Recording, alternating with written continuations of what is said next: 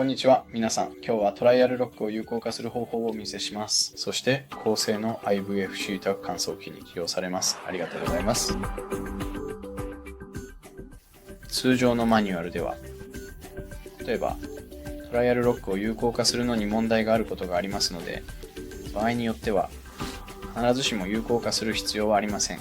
静託または乾燥サイクルを選択し、下の方でも同じことをして開始を設定する必要があります。